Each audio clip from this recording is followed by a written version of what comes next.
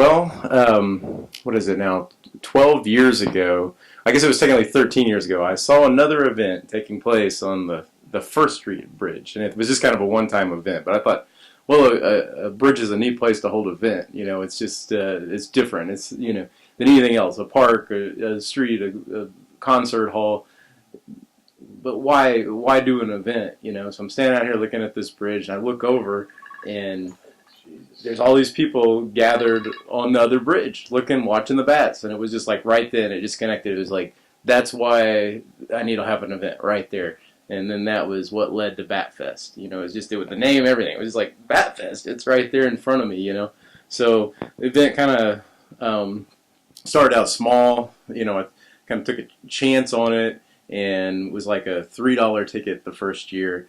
And very simple, just the bridge, and it's just kind of grown into what it is now. And we even had a few years when it was actually free because it was sponsored by the city. And then that scenario, it outgrew because there was capacity issues at that point. The city was real concerned. We had too many people, so they were like, you need to go back to charging admission because it's out of control now. But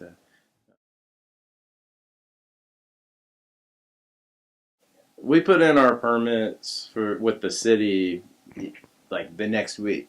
So it's already starting. We usually have a follow-up meeting with the city of Austin and discuss like what kind of problems there were, what needs to be corrected from their point. And then we also have our own planning meetings, is what we need to do to better entertain people. So, and that's where Adam comes in. He's our entertainment guy, books all the bands for us, and we usually right away start having discussions about the next year. And we're talking right now about like who's going to be our headliner in 2017.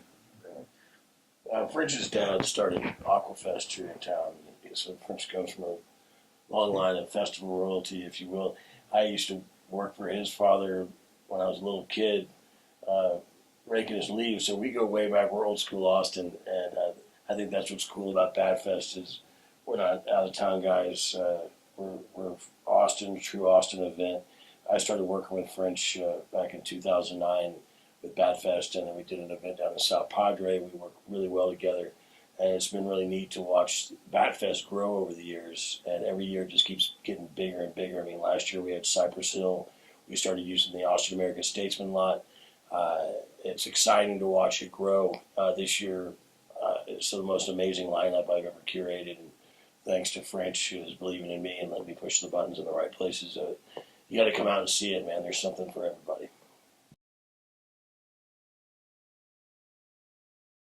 We've had different bat organizations involved in the event, and that's always kind of our goal. We give money to bat conservation regardless of whether those organizations participate in the event or not. What they've always told me is just by holding the event, it makes people aware of the bats. They've said like more than what we can teach people as far as education. It makes people realize, bats aren't scary. They're important just by holding the event. And in the bat colony for the city of Austin is a huge draw for tourism all year. It's not just when we hold this festival, and a lot of people, they think, oh yeah, the bats, I go see those at Bat Festival. Well, they're there from April to October, and people are going down there and coming from out of town. It's, if you're here for some other reason, a convention, whatnot, you're probably going to go see the bats because it's listed as one of the top things to do in Austin. That's how important those bats are to us. I liken it as a bat birthday party. We do it once a year to celebrate the next birthing. So, yeah.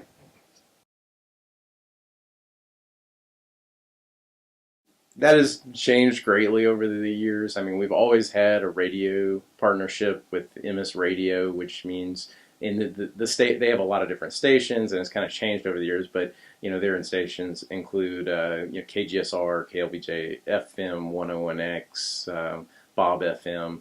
All those stations are usually on board in some capacity.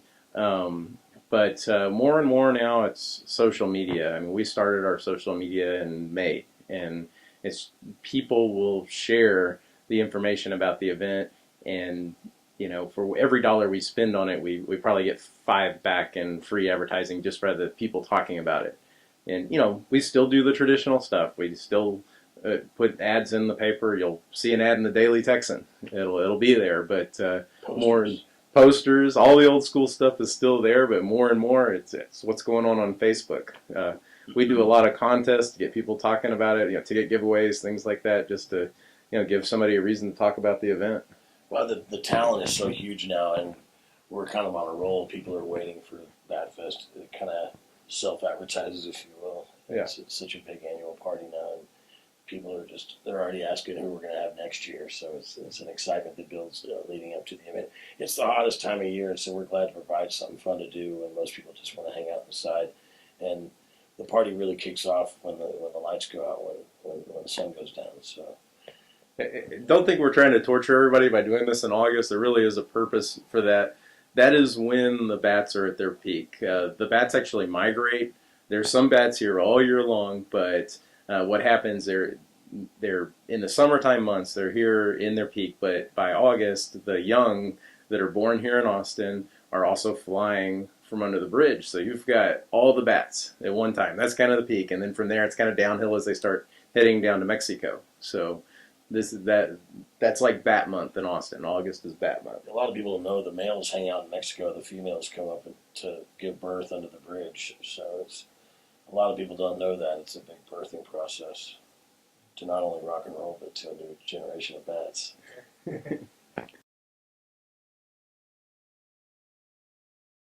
I mean, it's like starting with a blank canvas. French and I probably spend a lot more time on the telephone than we should, going back and forth. And we have to battle against these big corporate festivals that have kind of formed a conglomeration over the entire scene. And we have to make sure that we're not taking somebody that's playing ACL or Lollapalooza or coming through town to play ACL Moody Theater or playing a C3 event at Emo's. And so once we pick through all that, we have a better idea of who's available. A lot of times looking at the festival circuits and seeing who's out there on the tour for the summer. Maybe we catch someone routing through. So it's not an easy process. We're not, we have a broad wish list, and it gets whittled down, and a lot of disappointments and a lot of big surprises, and stuff just comes out of nowhere. It's a pretty exciting ride, and when it all comes together, it's pretty special. And it also feels good to have a finished product, because it's a lot of work, hundreds of hours, really. Probably say sometimes we're getting the things that other people are overlooking.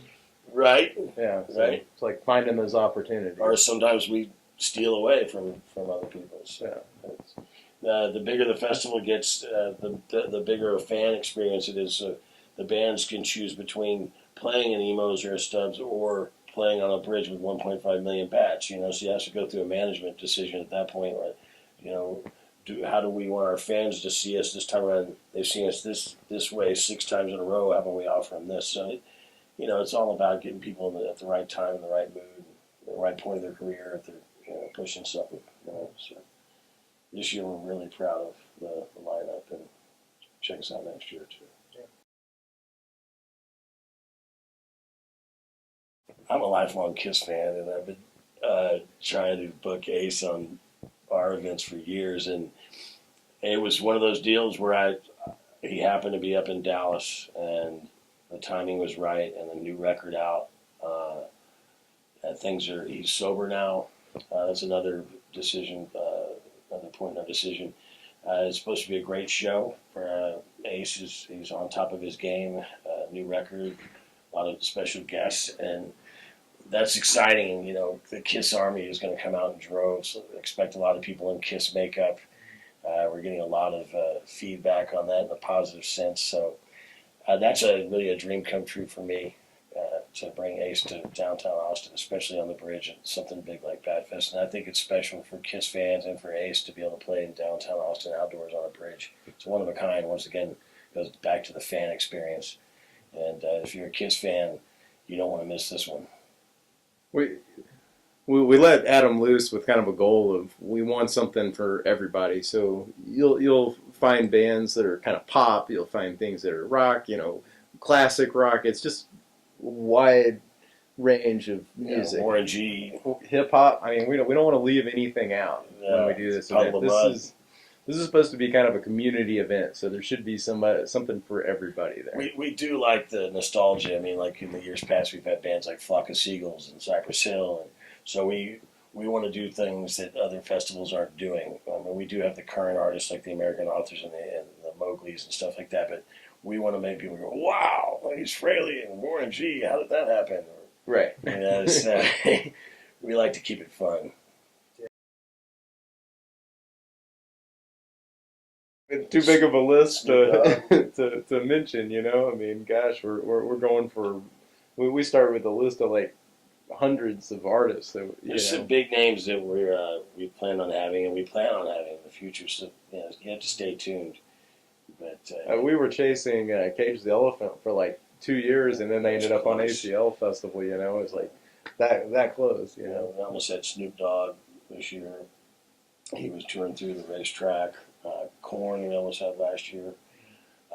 You know, it's really about timing, and once again, who C3 is playing with, or who Live Nation is playing with, and we go from there. we understand those guys are good for the community. I mean, that ACL is fantastic for the city. I'm not of Austin. bashing them at all. You I'm know, just saying, it's just one of the hurdles we have to deal with. right, You know, so don't take that the wrong way. yeah. Well, we had a good experience with them last time. They're friends of ours, and you know, we were a little skeptical about them playing so much this year with ACL, but we feel strongly with the new record. And it's different when they play at Bat Fest than playing at Stubbs. You know, everybody talks about the last time they played Bat Fest. I mean, you know, I still get emails about that because it was like an incredible show. So for those of you at home, they will not be on the middle of the bridge if you were at that show. Yeah, right. the bridge bouncing. Yeah. Yeah, we've since that experience moved the stage into the Austin American Statesman parking lot, so you won't have to worry about the bridge bouncing anymore. So. Yeah, and you know, ACL is a great festival, but you're not going to be able to see Blue October up close. This provides an opportunity where at least you can, even as big as Bad Fest is, you can still see them. You know, and there's so many other bands going on. It's just a great experience. You know. I mean, I run the Heart of Texas Rock Fest. That's going to have its 18th year this year. French and I do a lot of stuff together. I mean, I have Mary Wilson coming to the downtown Hilton. People come to us all the time for stuff. We will probably get something going down in South Padre again, I imagine. Yeah. Of course, French does his crawfish festival. Yeah, I still do a crawfish festival every year, and you know, I have a number of clients I work for. I organize most of the Komen Race for the Cure when it comes through. Also, I'm working on a Buda Beer and Polka Fest for a client. We do the downtown activities for the Republic of Texas Biker Rally. Yeah, Mighty Texas Dog Walk. What else is there? I know I'm forgetting some stuff. We do the Be Brave breast cancer benefits. We do stuff for domestic abuse. You know, a lot of charities come to us to buy talent for their events, and you know, of course, provide stage sound, lighting, and organization. So it's been a fun ride. Yeah, if you saw all the stage rentals we're doing this fall, you wouldn't believe it. I mean, just stuff all over the state. So that's the main thing that keeps us busy. You know, 5-10 events a weekend usually.